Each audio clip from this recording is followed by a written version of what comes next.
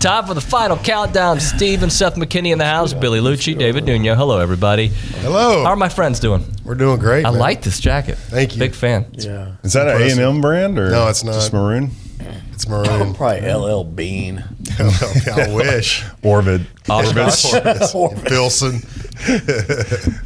Billy, we didn't get to fully get into it, but maybe you can bring in the McKinney brothers on this one. I was instructed outside. They want me today to the little peanut gallery. You know those guys that sit up there in the Muppets at the top? Yes, at the top, yeah. That's them. But they want me, anytime you try to steer the discussion towards football today, just take it right off the rails. I don't mind. I'm not going to do that. I'm not. Maybe we would have inadvertently, but we're not because they want us to. So now we're let's talking talk ball. It's strictly football. Boring.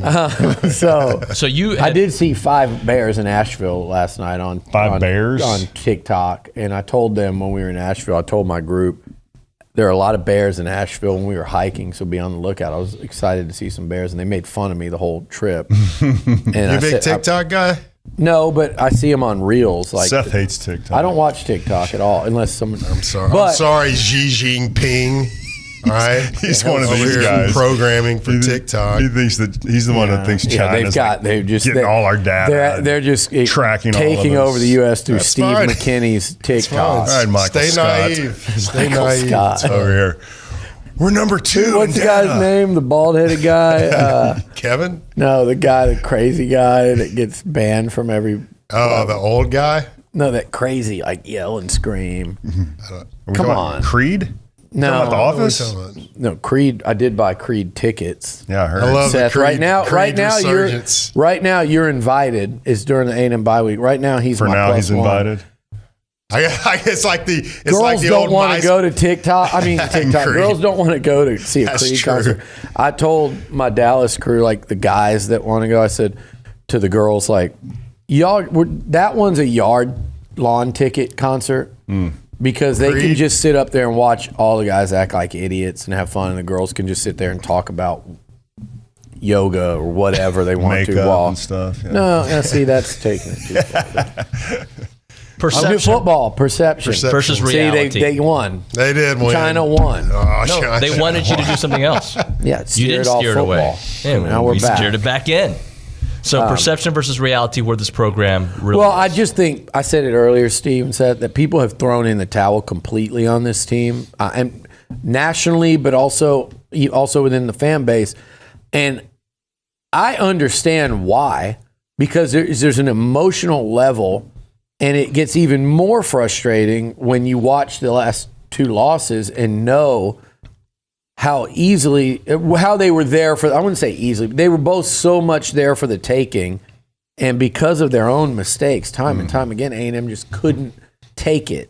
And so at some point, as a fan, you just go, I've thrown in the towel. This is not. You don't want to get too This emotionally team invested. is the This team team we is- think it is. But so yes and no. That's what they're thinking, is what I'm saying. But they're right. But no, they are what we think it is. But what we've seen and what they've told us is that they are more than good enough.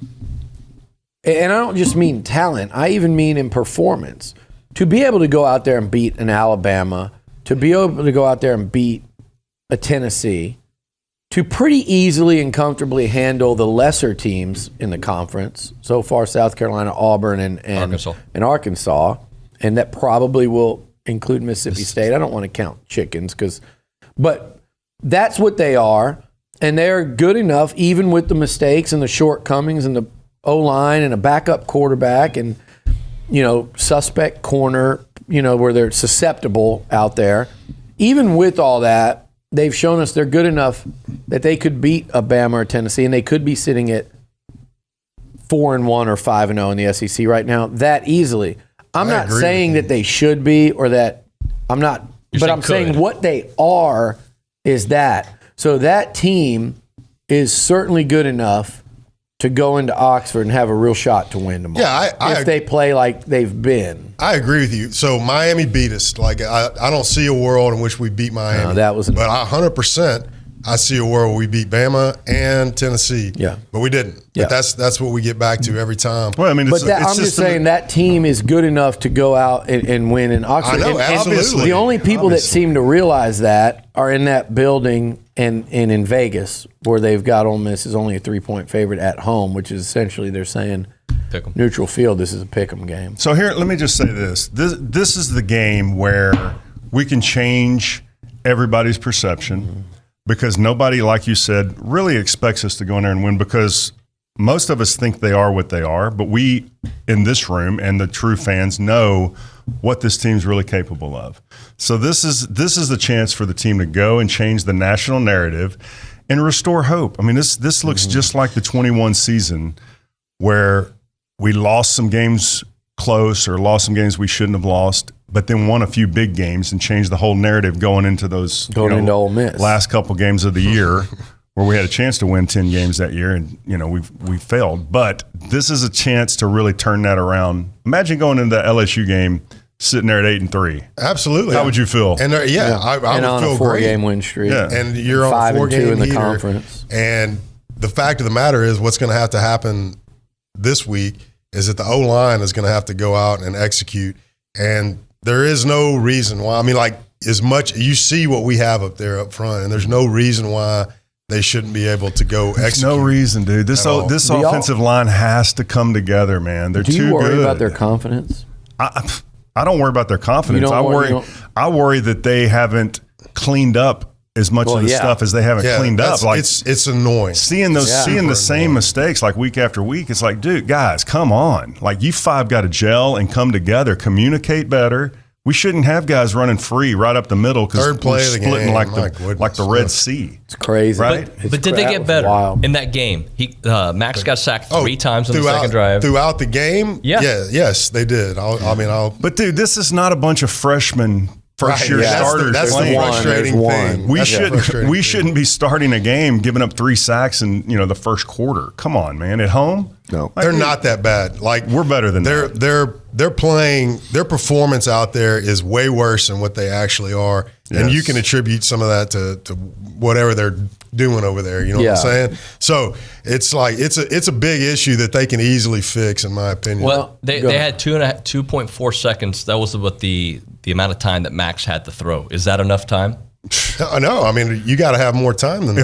If that's the amount of time you're getting, then that's what you got to work with. Right? You got to get rid of the ball. You said that a couple weeks ago in terms of I said it to you this morning, the play call and design. You have to look at Ole Miss and say, what do? They get that 30 sacks. We've talked all year this A&M team gets after the damn quarterback. They've got 33. Ole Miss gets to the quarterback pretty much as the Aggies do. Yeah. So you know what's coming. You know what your O-line's weaknesses are. Yeah. You know that Max will hold on to the ball at times. As coaches, you have to look at that and say, they're coming, they're getting pressure, and unless they're just consistently getting 4-man pressure, which for as great as A&M's defense has been, they do sell out. That's where they've started to get pressure. After that Miami game, they said, okay, we're just going to have to see how quick we can get to quarterbacks and make them uncomfortable. And that has worked. And it's worked. Ole Miss, unless they're getting to you with 4, then there are quick plays to design to beat that pressure. And you've got to draw that up and give those to Max and this offensive line. Build that momentum. Throw those quick, like Ole Miss and everybody else Tennessee did. Throw those quick horizontal passes. Yeah. Hope your receivers block and do what they're supposed to do. Early in the down count, like not third down, because like let's say you go back to last week where it was 3rd and long on the 3rd play of the game and we allow a free rusher. You can't do quick game on a 3rd and long and expect to get it competitively. No. But early in the down situation, man, they do need to dial up a 3-step drop and just stick with it until it quits working. Well, we need to be better. We don't have the ability to protect, obviously. We need to be better on 1st and 2nd down, period. Yeah. No doubt. Our 1st down. That we run for 2 yards. 2nd down. This is what the pattern feels like. 1st down, run for 2 yards, 2nd and 8. Maybe an incompletion, 3rd and 8. Or if you do first run down, on second, incomplete, second down, 2 yards. Every time they get from about me to Nuno and hit a damn brick wall running that football. That to me, do you think that's a numbers thing or a poor blocking? Man, They run some crazy schemes. It's a lot of stuff, man. But all I know is that they got to do better on first down, because that to me is what's killing us right now. There's no creativity on first down. Even when we throw the ball, we're not doing that great. I know they came out. What's the why for that? Because that's not what we saw early. Is it personnel?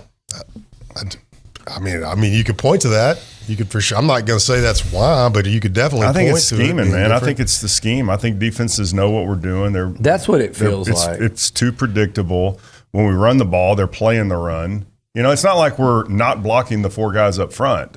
I mean, sometimes we're not. Yeah, well, I definitely sometimes we are not. Okay, but it does feel like there's a lot of linebackers, safeties coming up, making tackles after a yard or two. Yeah. So to me, when you start seeing that, it's the defense is not.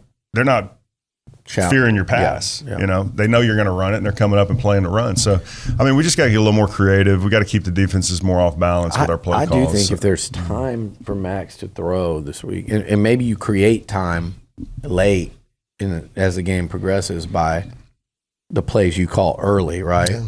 But if he does have time, I think these receivers can have a big day. Yeah, I mean, you can. This Ole Miss secondary. I think they can have a big day against almost anybody, but right. I think they can go out there and you can see 0, 1, maybe 3 making plays. Noah, I'm in like a bit of a prove it mode there. A lot of a prove it mode. He's had 2 really good games and 1. I'm not going to say 2. You don't think Tennessee? Well, 3 catches. No. Is that what?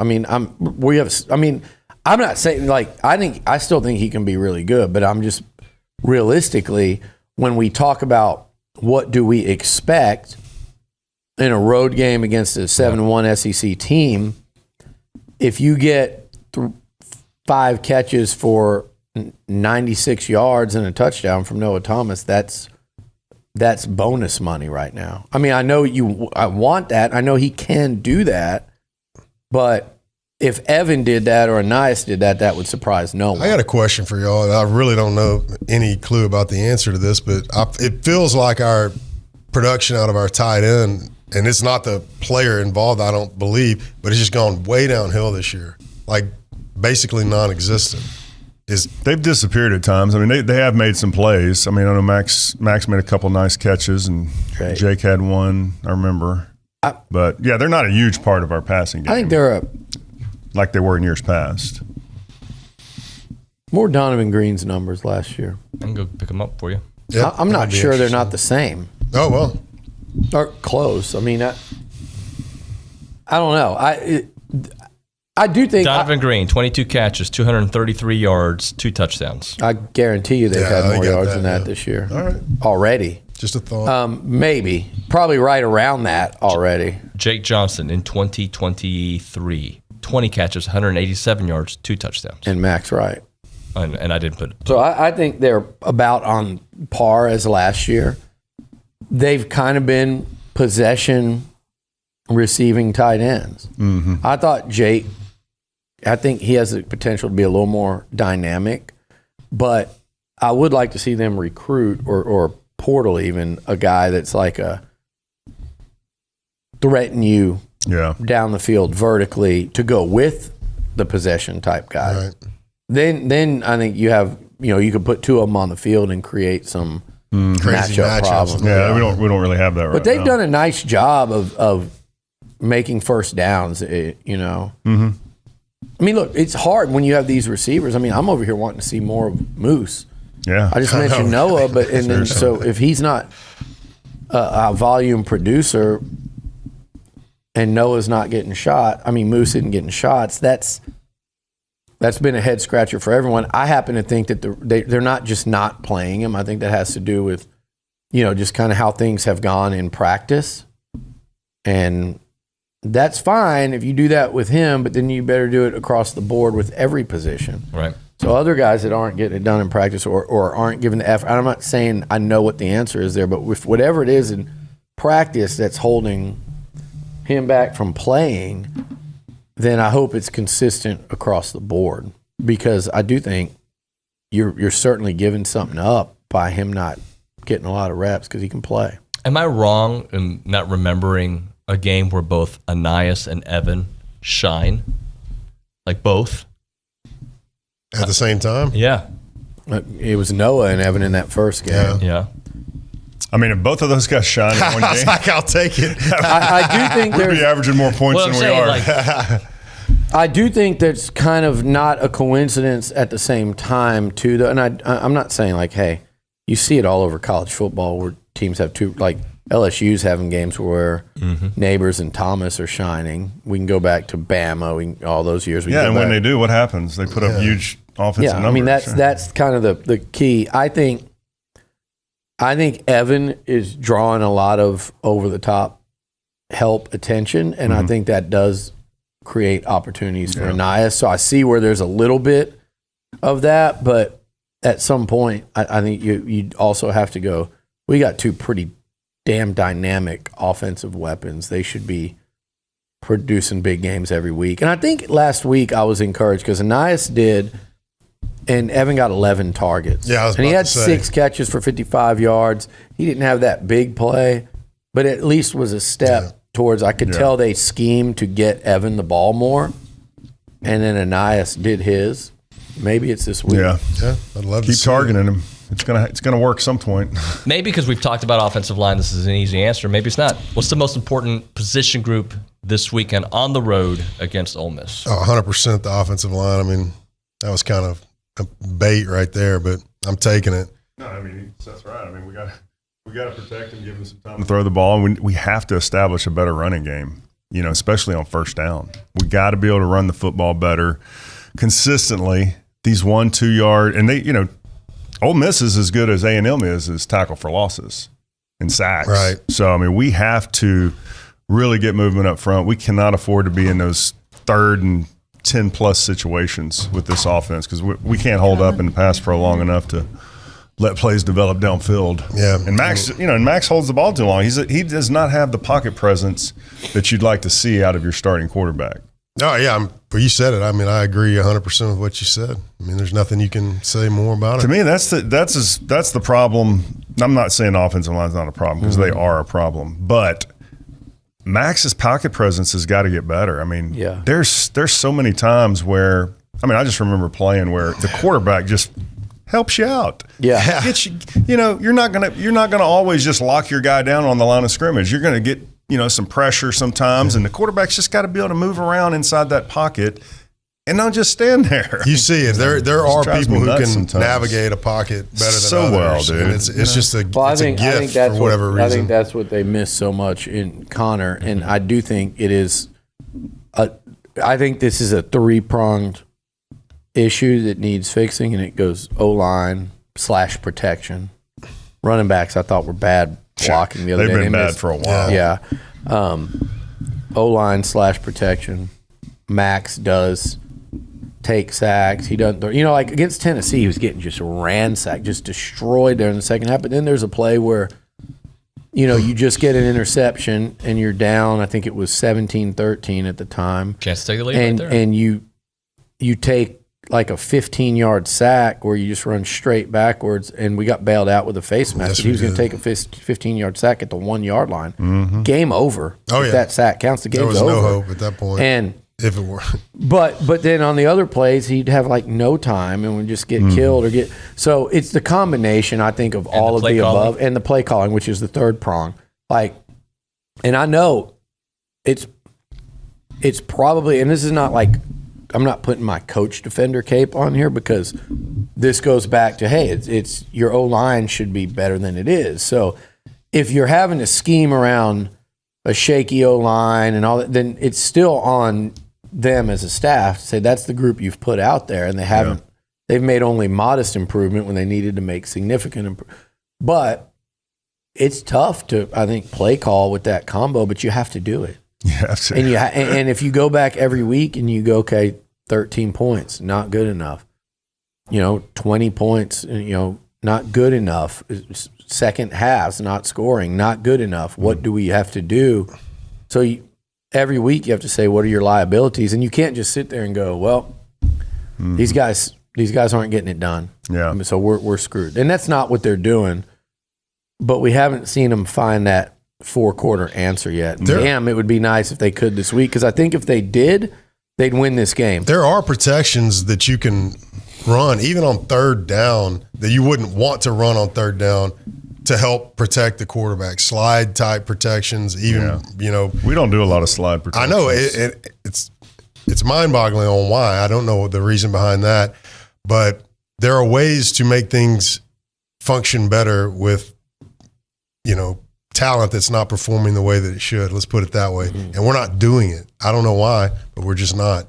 Yeah. Well, if they could figure it out this week, this is a winnable football game. And you know what you're getting from your defense. This is a winnable football game. Just like Bama was, just like Tennessee was. I mean, but you got to get... Just like Miami was, really. You let that game get completely away from you in the final couple minutes before halftime and the start of the third quarter. These are, like I was saying earlier, A&M right now, they are what they are. They're a pretty good football team that there aren't many teams in the country that A&M would be playing Saturday that I would not expect them to be close with deep into the fourth quarter and have a chance to win. There's not many of them. Like, is Ohio State going to just run away from A&M? We saw Bama, they didn't do it. Georgia's play, even though they'll turn it on and throttle some teams, they've played a lot of close games. Not a lot, but maybe 3 of them against teams that aren't probably even on the level of A&M. Georgia might be the outlier there, but who else? But what A&M is the team that will make enough mistakes where they just can't quite get over the hump and beat the good teams. That's what they are so far. Yeah. They have to change that on Saturday, because I think they're going to be in another close one, and it's going to be, can you make the plays in the fourth quarter? Which this whole thing started 2 years ago in Oxford. Yeah. The Aggies had beaten number 1. They'd beaten number 11. They were ranked number 11 going into Oxford, Mississippi. And they were going to, if they beat Ole Miss, they were going to be favored against a bad LSU team that was sending Edo on the way out. He was already fired. They had a great chance to be 10-2 after going 9-1. Back-to-back New Year's 6 games. And guess what they did? They had the ball. Demas drops a touchdown pass. They have the ball 1st and 10. 1st and goal from the 10 with your backup quarterback and a chance to take the lead in the fourth quarter. And you know what they did? They couldn't do it. They got the ball back down 15-13 with a chance to go win it in the fourth quarter. What do? They throw a pick. Then they get the ball back and they throw a pick six. And the game's and that's how these games have gone for this team in big moments virtually ever since. Well, let's give them a little bit of credit from last week, however, because they did change some things coming out of the bye week. Their mentality was different, right? Well, I like They're going for it on fourth down. They were doing quarterback sneaks that Seth requested. They even ran some screens.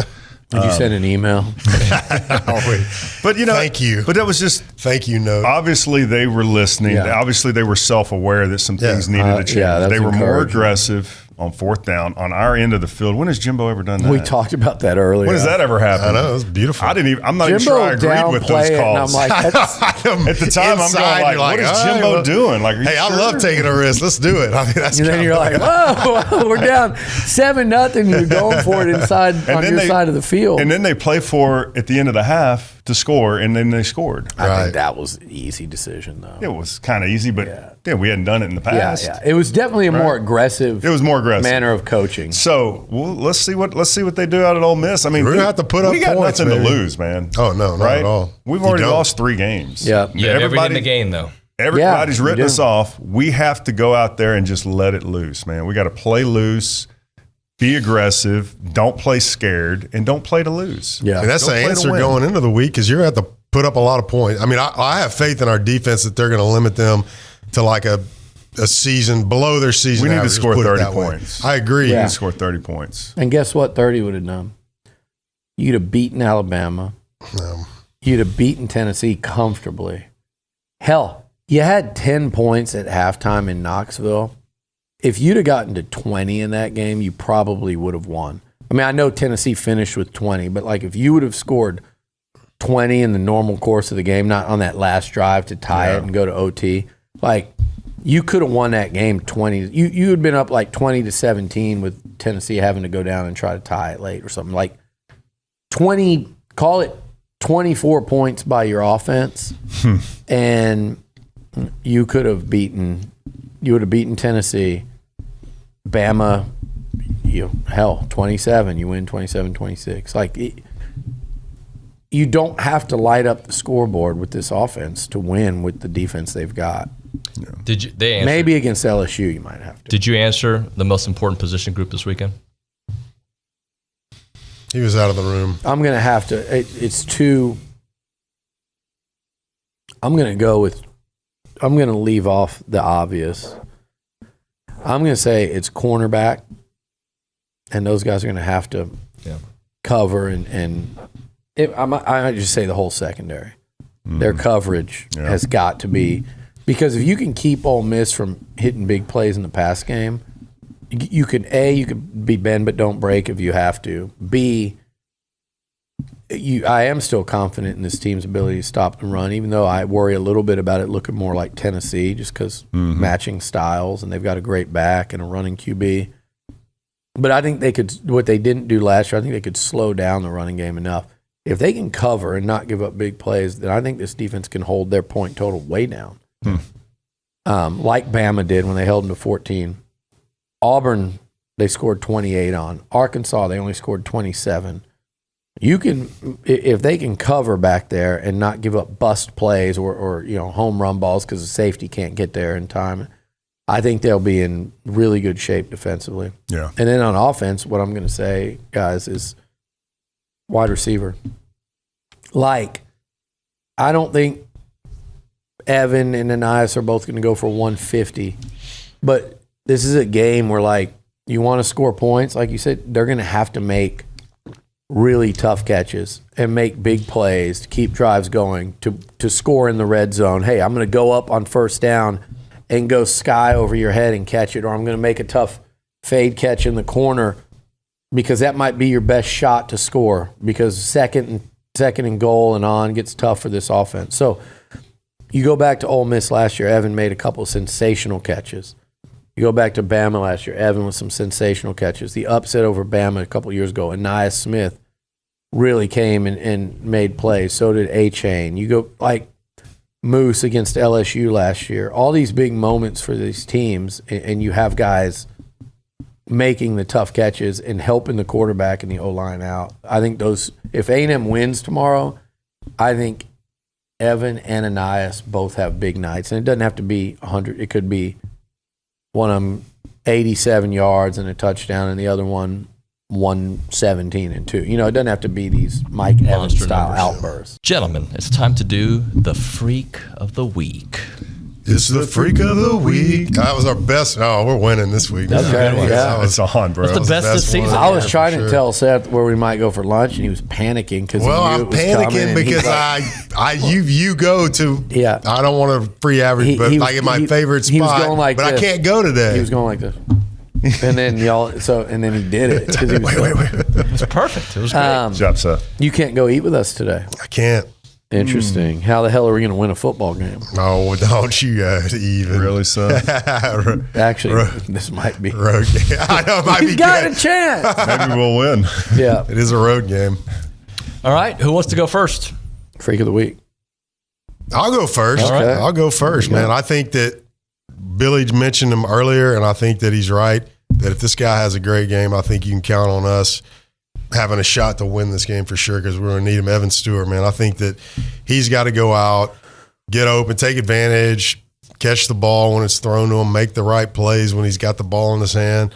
And I can't wait to see it, but I think he's going to have a big game, and we're going to need him bad. I'm going Le'Veon Moss. Yes. He's coming back. He's supposed to. He's practicing. All right. So I'm going to assume Le'Veon Moss is playing, and he's going to have a big game, because we need to be able to run the football. We cannot go down there and expect to win this game by being one-dimensional. Their pass rush is too much for our offensive line to be one-dimensional. We have to run the football. So let's go Le'Veon Moss, 85 yards, 1 touchdown. Okay. I'm going to I'm going to go with, if we're freak of the week, right? Yeah. Yeah. So I'm allowed to pick a good player here. Sure. I'll go with Edgerrin Cooper. Why not? Like, what? The guy's been the freak of the month. He's been the freak of the year in the SEC. His SEC numbers are gaudy, Really? incredible, and so great. I'm going with Edgerrin Cooper. Like, look at that. He leads the country, I believe, in tackles for loss. That's nuts. He man. ranks second, or That's a I think great he's year fourth right in the there. SEC in sacks, but the leader's got 8. I hope he's getting right Lombardi talk. I mean, I know we're not having a great year for that, but got he six is. 6 QB hurries, and 4 of them came last week.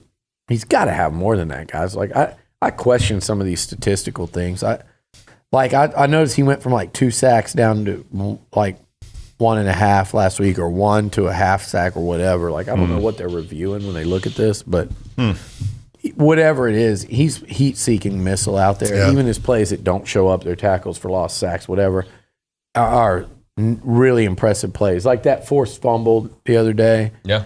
The way he blew up that screen pass. I mean, this dude has been playing lights out football, and I think this game is a chance for him to really show out, and he should be extra motivated, just like that entire defense, based on all the talking coming out of the Ole Miss camp before, during. They talked with their pads and the way they ran the ball, and after.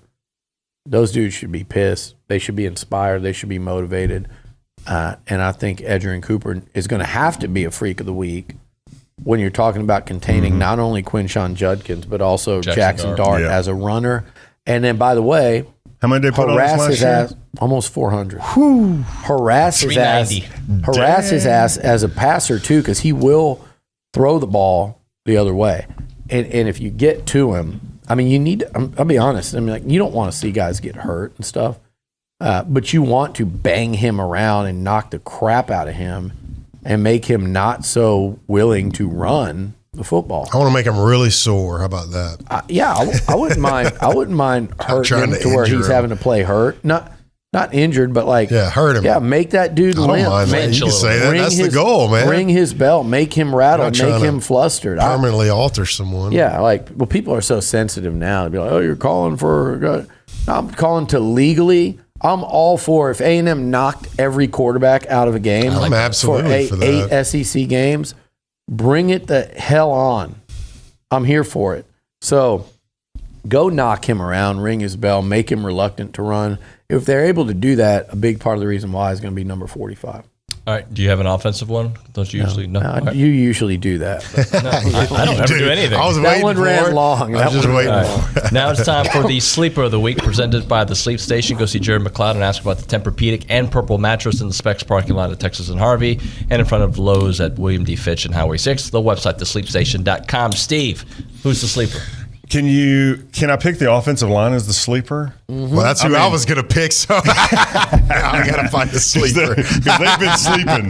But I mean, there's a chance they could wake up this week, right? Yeah, there is. We man. saw some flashes. We've seen him have good halves. Yeah, and even the South Carolina game after that first quarter, things started to settle down, and it's better, right? Maybe Ole Miss is the game where we take that step forward, and kind of how we did last year against LSU. This could be the week, Nuno. Let me jump in about the line. I had a question that's probably a ridiculous question. Billy will tell me if it is. No, I won't. How much are the punting issues an offensive line issue?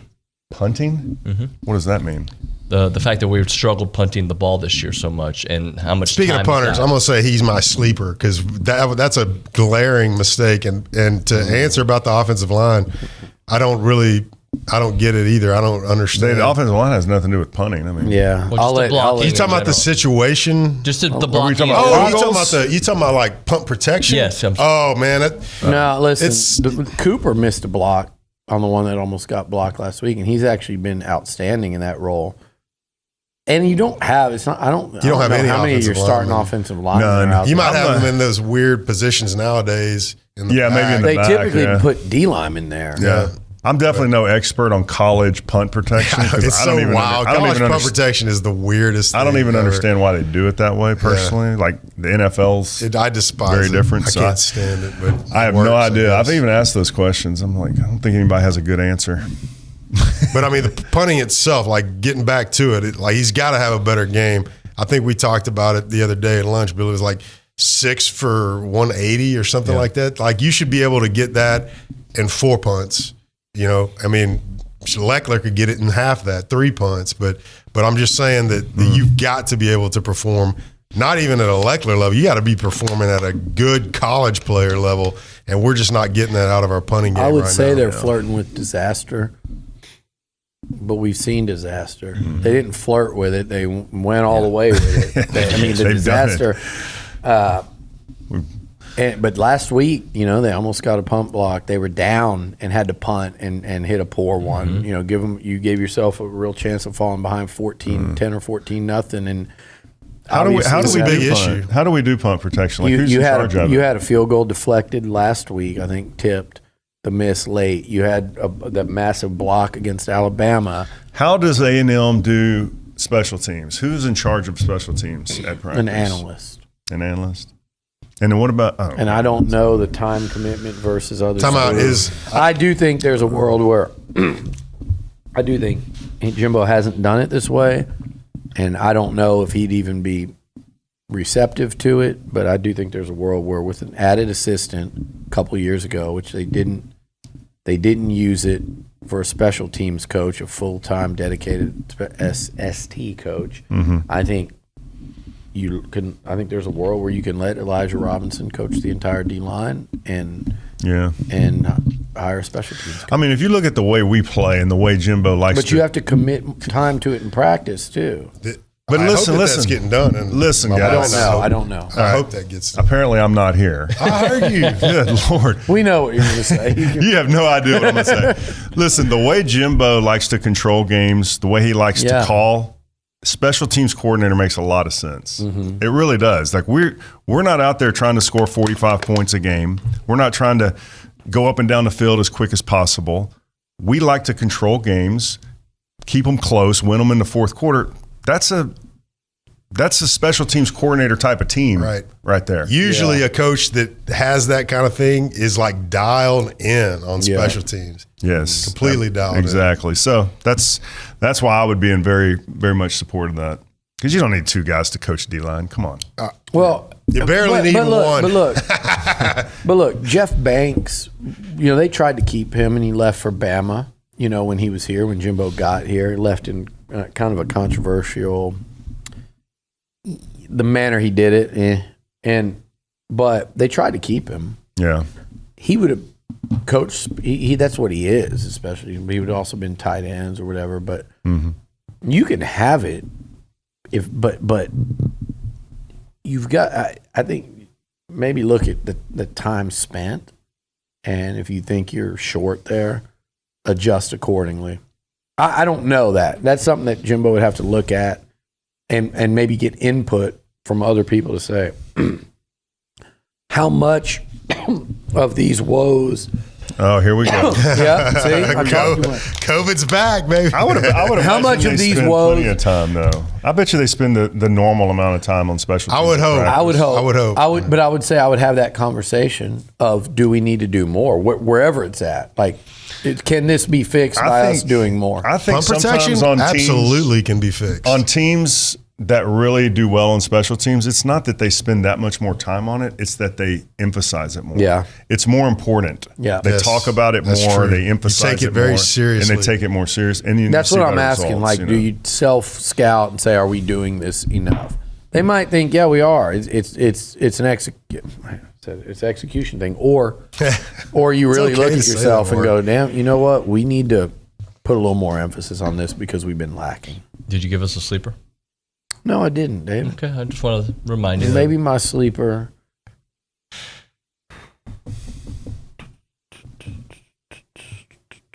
All right. I'm about to fall asleep. I know. I'm over here. I'm going to go with sleeper pick on defense. I'm going to go with Torian York. He's playing well, but all the attention's on Edge. I think this is a linebacker game. I think one of these linebackers gets an interception or a key turnover. I think this is a linebacker game. I think York could be very active in this one. Has he been pretty quiet lately, or is it just me? I thought he made some good plays last week. I'm not saying he didn't. I'm just saying it seems like he's been quieter than he was. I just think he hasn't on. been as loud as Edgerrin Cooper. Yeah. Okay. I think he's just getting overshadowed a little bit. Yeah, I think he's been playing pretty the good. numbers look pretty impressive still. And then on offense, I'm going to go with Jake Johnson. Okay. I think a tight end, and here's what I mean. I think we get a touchdown from Jake this week. I'm in. And maybe 4 catches for 42 yards and a TD. Nothing major, but enough that he impacts the brotherly game. love. Let's do it. Yep. We're back on TexAgs Radio, presented by David Garner Shoulders. We're about to do Pick 6, but those of you listening on the Zone, keep it with Louie, but also we will continue past the end of the show on YouTube to finish the Pick 6. And we're going to allow Hannah at the Angry Elephant News and Social Center to set up the games. What? That sounded weird. You're like, we're going to allow Hannah, the Angry Elephant, to... Is that how I said it? Angry Elephant. At the Angry Elephant News and Social Center. Yeah, we're back at the Angry Elephant News and Social Center. So our first pick for this week is number 23, Kansas State, at number 7, Texas, and Texas is favored by 4.5. Yeah. Hannah? Who you got, Seth? I hate to break it to you, but I'll let Seth pick first. Oh, that's fine. Hate Texas, and I don't know anything. I don't know who's healtby or not. Yeah, but I'm picking Kansas State. On Yoda. I'm picking Kansas I was State. correct last week, by the way.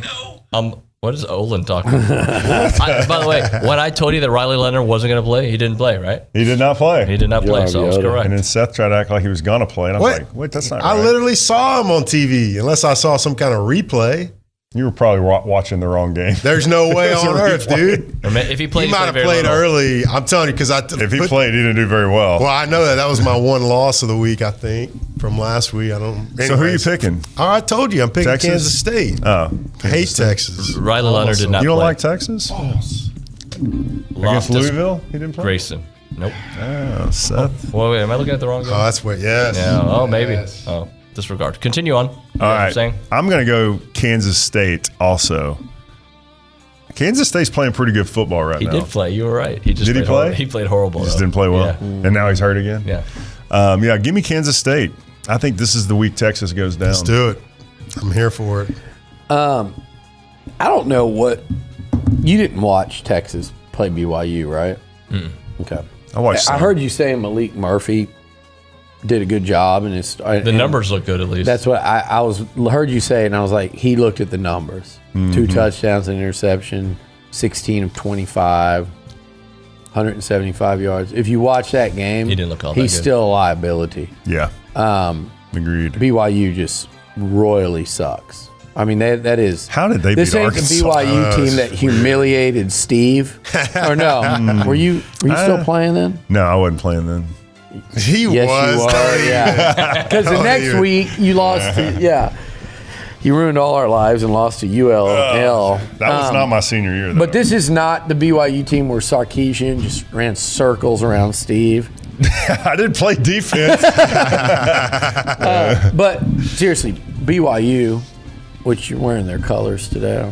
Thank you. That is a straight BYU shirt. It is. But BYU is trash this year. They're really bad. How did they beat Arkansas? They almost lost to Sam Houston. Arkansas is trash. Our best one. We didn't At know Arkansas. that. Yeah, we Yeah. didn't know that. We didn't know that? We did know it though. You should have known it because BYU had already beat y'all were them. running scared, I just man. thought BYU was wasn't. good. Y'all were running scared. Absolutely not. The fan show. when you play when these two people play each other, I'm like, Well, it was close. Yeah, still. don't act like it was some blowout, dude. We yeah, were but definitely the in fear that. was there. You felt it. I had no fear, dude. Yeah, whatever. So look, BYU's really bad. Okay, especially offensively. Malik Murphy, he might come out and have a good game. It's his second start, but he's a liability for them. Luckily, they lean on a really good running game. There's a couple running backs nationally where I'm going, I wonder if I wish A&M would have recruited him. One of them is Jonathan Brooks, from Hallettsville, Texas, who wanted to be an Aggie, and A&M took the kid's name from Cy-Fair, who's now At SMU. At SMU, yeah, 5-star. Yeah. Then they took him, and I get it, but they took him and Amari in that class, and Brooks at Hallettsville was going to flip after Herman got fired. And then the other one is Ollie Gordon, who's running wild up there at Oklahoma State, who's out of Euless and had a massive senior year. That was a guy Howell liked a lot. But Texas is leaning on that running game. K-State, I'm not really familiar with their defense, but I know if you look at their schedule and results, they weren't impressive early. They've started to play impressive football. Mm-hmm. I know that quarterback's pretty exciting, the freshman. I'm going to take Kansas State to cover. I think it's a close game. I think still I'm going to go with the Horns to win that one. Why would you do that? Because I just think the cover, man. I just think the win is meaningless. In fact, okay, we don't want to jinx them. I'm going to pick Texas straight up. Not straight up, to cover. I just think their defense will contain that Kansas State offense, because I think where you can get Texas is in the passing game, like U of H did. I don't know if K-State's going to necessarily sit there and carve them up, quarterback to receivers. And the K-State defense, I don't think holds up. But if this game was in Manhattan, I'd pick K-State. I'm just using the U of H game as my bellwether for this pick. Well, and look, you saw what K-State did to U of H a week later. At Manhattan. Did you hear Dana Holgerson talking this week about, they were asking him about the 2024 recruiting class, and he basically, his exact words, I believe, were that ship's already sailed and they were focused on the portal. He's like, we're done. We can't do anything there. It's not going well there. Is he back next year? I think so, because of the contract. It's, All right, let's go to the next game. Did you tell us yours? I'm sorry, did you say? I picked Kansas State. Kansas State, okay. Yep. All right, number 12, Missouri at number 2, Georgia. Georgia's favored by 15.5. Wow. And tough one. I don't know. Number 12. Obviously, Vegas knows something. I feel like that line shouldn't be that big, but I'm picking Georgia. I feel like they're going to, I don't know. I feel like they're going to cover that. Georgia's burned me enough this year. I know. Every time I pick against them, they just throttle somebody. And then I pick for them to cover against Auburn, and they barely beat Auburn. I don't know what to do with this team. It's at Georgia? Yep. Yeah. I'm going to pick Missouri to cover, Georgia to win, because there's something, matchups or something, and Missouri hung very tough with Georgia last year. Some would say they should have beaten them. Is that right? It was at Missouri. Georgia has. They've throttled who? Who have they throttled so far? Kentucky and Florida. I'd say they'll throttle Missouri. I don't think they'll throttle them by 15.5. I think they'll throttle them by 13. Yeah, I'm going to go Georgia. I think I could see them beating them by like 17. And like you said, every time I see that spread, I'm like, there's no way they can beat Kentucky by 21. And they do it. Yeah. So I'm gonna go Georgia. I'm not learning my lesson. All right, Hannah. All right, next up you have number 9 Oklahoma at number 22 Oklahoma State. Oklahoma is favored by 5.5. Bedlam. At Oklahoma State, I'm gonna pick Oklahoma State to cover. Seth going with the lifetime scoreboard over here for Oklahoma State. Is that what they're buddy. up against? This is the A&M Texas 2011 game right here. Nice. Okay. So I'm going Oak State to cover at home. I mentioned Ollie Gordon in that running game. I think OU's a little light in the ass on defense, and I just think not enough teams have been able to expose them. They looked disgusting against Kansas last week. They looked pretty disgusting the week before against Central Florida, and they might have looked disgusting against Texas, but you and Nolan here are scared of the Horns. You've got them propped up as the best team since Vince Young led them, and so they did beat a Texas team that I think is just all right. They're all right. But if Texas doesn't lose this weekend, are they going to lose? No. They might lose again to OU if OU can get by this week. I don't think OU's that good. And I think Oak State playing at home, and there's something about – they have dominated Gundy, and there's something about Gundy just somehow maneuvering the last laugh on them that would feel poetic. Fitting. I'm picking Oak State to win the game. Yeah. I'm going Oak State too, man. Yeah. That's because that's who I want to win, so I'm going to root for them. Hannah? All right. David was quick to the draw on this one this morning, but number 5 Washington at number 20 USC. Washington's favored by 3.5. Man, That feels like free money right Rat there. line. It's a rat line. This is a new thing Is that we've come what up with. Everybody on social media says Why is it's that a rat line. line? I think Washington's going They're to trying to get you to take the cheese. It looks too easy. Oh, well, hey, I'm falling for it. I It took looks it. too easy. Is Phoenix okay? Phoenix? Penix. Is that his name? He's pretty good. Penix? Yeah, he might win the Heisman. Phoenix. Seth, you're the best. I've only read it. I've not heard. Yeah. How have you not heard it? I don't, because I'm just they've like, talked about him all year. I don't All watch year. a lot of Washington football. But highlight shows. Do you watch and- Sports Center occasionally? No, apparently not. He might win the Heisman, Phoenix. Look guys. at that crazy Legit. guys, Oh, man. Phoenix. Alex Jones. That's who he is. He Alex looks like Jones. him. Alex Jones? I just thought of earlier when he was talking. I was like, that's too. Frogs are picking. They're putting stuff in the water. We're picking Washington.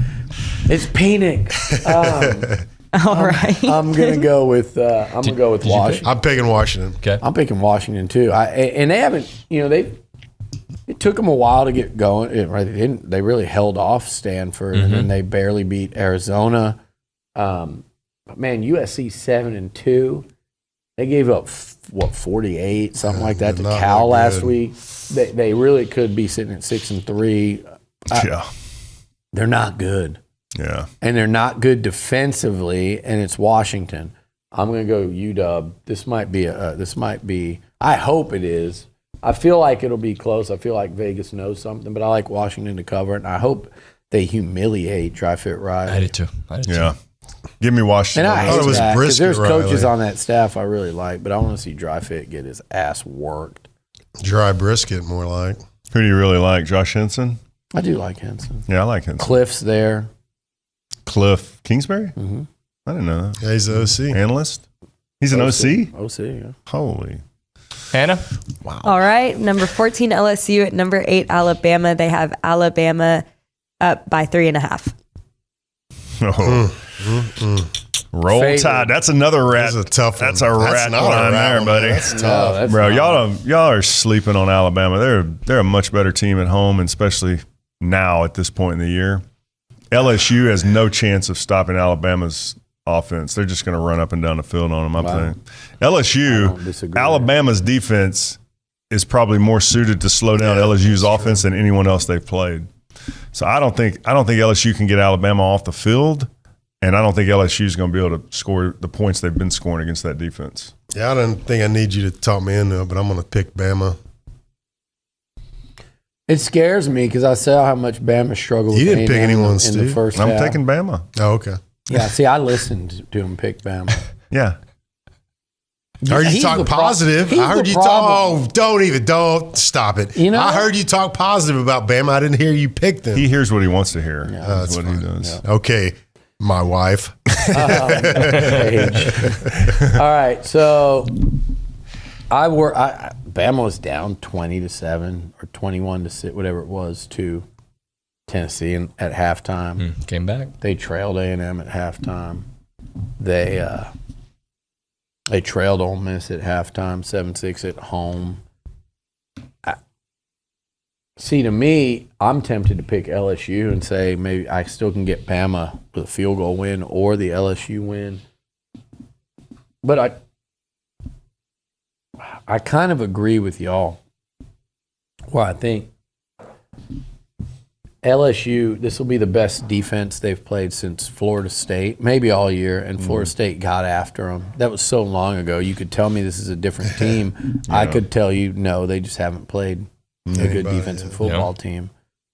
I think I'm going to go Bama at home to cover. Okay. Let's go to the last one. It's the big one. The last one is Texas A&M at number 10, Ole Miss. Ole Miss is favored by 3.5. A lot Well, of I'm tight going to do the lines. obvious thing, and I'm going to pick A&M here. I feel like Is we're that going obvious? to. I think we're going to put this It is together. obvious coming from you. That's what I meant. Obvious coming from me. Oh, Homer. That we're going to put it together. I think that hopefully you got to hope, right? That's why you're a fan and all Yeah. that stuff. You hope that they put this together. You hope that they've tightened up the offensive line. You hope they've dialed in some plays to get rid of the ball quicker. And I think that if we did those things and our defense just does what they do, we're going to win this game. A&M covers. Boom. I'm going Or to wins. Sorry. Wins. Which is a cover. He clarified that. Thank you. I'm going to pick A&M to win also. All right. Because, frankly, if they don't win, You don't want to live in that world. I don't want to live in a world where they lose to Ole Miss 3 times in a row. No. So I have to pick them to win and I don't care if they lose, then I want to lose the game and the record, and I don't want to be in competition for the pick 6. I'd rather just lose outright at that point. I'm going to go. I'm going to say this. Until proven otherwise, I think A&M going on the road against a better team is they're just living there. They're just begging to lose a close game, like they did Alabama, like they did Tennessee. Until I see otherwise, That's this will valid. be the first game I don't pick the Aggies in. But I think I feel good enough about their chances that if you're giving me 3.5 points, I think if A&M loses, it's like last year, 31-28, 27-24. Yeah. I don't think it's as low as 24-21. Maybe it's 31-27 Ole Miss and you lose that 3.5. But if you give me that 3.5, I'm going to take A&M because I do think there's a real chance they win this game. I just am in the mode of like, man, I'm not expecting. I'm expecting the usual from them of what we've seen this year, which is play good, make us see where, okay, they're every bit as good as this team. They could win this game. They maybe should win this game, but they don't make the that plays. damn word execution, and they don't execute in key moments on the road. There's just too much, like 8 road losses in a row. The Bama game, the Tennessee game, what they did when they went up to Miami. If this game was at Kyle Field, I would pick A&M to win outright. Yeah. I would actually feel pretty damn good about it. Yeah. This is a lot better A&M team Than last year. year's I agree. team. And I don't think this Ole Miss team is as good as they were last year, even though they ended up floundering down. They're going to have a better record. But I think last year's Ole Miss team they had it. They just kind of felt like they had it going a little more offensively. So we'll see. I think Ole Miss close is what my instincts are telling me in this one. I hope I'm wrong. And I think there's a 40% chance I'm wrong here. 45. Like, I think this is a coin flip game. If it was at Kyle Field, I'd be picking A&M all the way. All right. That's going to do it. I did convince myself there, though, because I said, I do think A&M's noticeably better than they were a year ago. And I do think Ole Miss is not as good offensively. Yeah. And A&M is a But lot their better. defense is better this year. That's the thing. A&M's a lot better defensively than they were a year ago. It ain't even close. And I don't think Ole Miss is quite as good on offense. So what did you convince yourself of?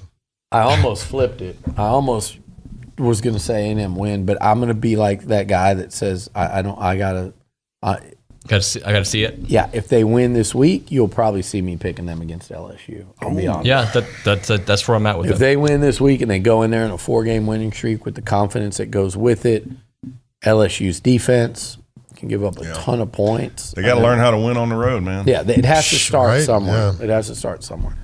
Thank you, everybody.